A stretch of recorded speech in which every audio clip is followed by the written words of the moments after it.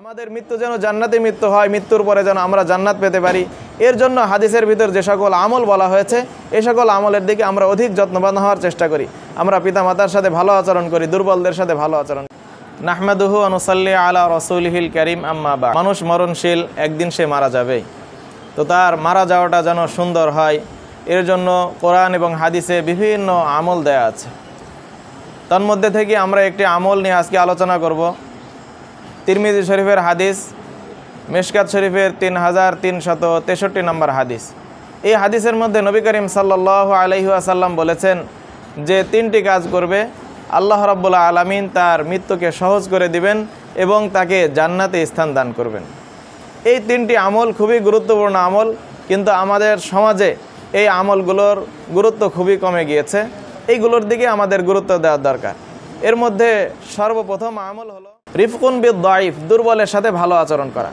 আমরা সবলের সাথে ভালো আচরণ করতে পারি, আমার চেয়ে যারা বড় তার সাথে ভালো আচরণ করতে পারি, আমার চেয়ে যে শক্তিশালী তার সাথে ভালো আচরণ করতে পারি, অথবা আমার যে বরাবর তার সাথে মোটামুটি ভালো আচরণ করতে পারি, কিন্তু আমার চেয়ে যে দুর্বল তার সাথে আমাদের আচরণ খুবই খারাপ হয়ে থাকে। আমাদের চাকর বাকরদের সাথে, আমাদের খাদেমদের সাথে, আমাদের স্ত্রী সন্তানদের সাথে অনেকেই খারাপ ব্যবহার আমরা করে থাকি। আমাদের সমাজের যারা দুর্বল মানুষ আছে তাদের সাথে আমরা খারাপ ব্যবহার করে থাকি। তো যদি জান্নাত পেতে হয়, যদি মৃত্যুকে সহজ করতে হয়, তাহলে এই দুর্বলদের সাথে আমাদের ভালো আচরণ করতে হবে।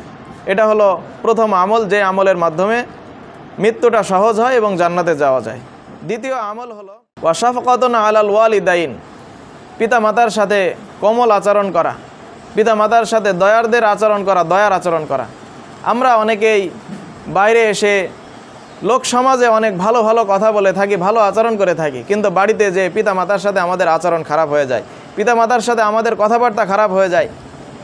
তো আমি যদি সুস্থভাবে মৃত্যু চাই, আমি যদি সহজ মৃত্যু চাই, আমি যদি জান্নাতে মৃত্যু চাই, তাহলে আমাকে পিতামাতার সাথে অবশ্যই ভালো ব্যবহার করতে হবে, পিতামাতার সাথে দয়ার ব্যবহার করতে হবে, পিতামাতার সাথে কোমল আচরণ করতে হবে। এবং তৃতীয় আমল হলো ওয়া ইহসানুন ইলাল মামলুক, যারা গোলাম আছে তাদের সাথে ভালো ব্যবহার করা। মালিকানাধীন যারা আছে, আমার মালিকানাধীন, এ সকল জিনিসের সাথে ভালো আচরণ করতে হবে। যদি গোলাম হয় গোলামের সাথে ভালো আচরণ করতে হবে। যদি সম্পদ থাকে তো সম্পদের যে সকল হক আছে হক আদায় করতে হবে। আমার যদি গরু ছাগল থাকে, গরু ছাগলের সাথেও আমার ভালো আচরণ করতে হবে। নবী করিম সাল্লাল্লাহু আলাইহি ওয়াসাল্লাম এক পশুর পাশ দিয়ে যাচ্ছিলেন, এক উটের পাশ দিয়ে, যে উটের পিঠ একসাথে হয়ে গিয়েছে ক্ষুধার কারণে।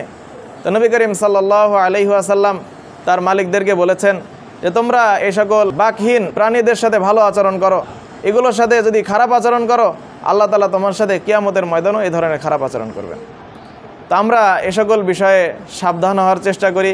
আমাদের মৃত্যুটা যেন সহজ মৃত্যু হয়, আমাদের মৃত্যু যেন জান্নাতি মৃত্যু হয়, মৃত্যুর পরে যেন আমরা জান্নাত পেতে পারি। এর জন্য হাদিসের ভিতর যে সকল আমল বলা হয়েছে এই সকল আমলের দিকে আমরা অধিক যত্নবান হওয়ার চেষ্টা করি। আমরা পিতামাতার সাথে ভালো আচরণ করি, দুর্বলদের সাথে ভালো আচরণ করি। আল্লাহ রাব্বুল আলামিন আমাদের সবাইকে সহজ মৃত্যু এবং জান্নাতে মৃত্যু দান করুন।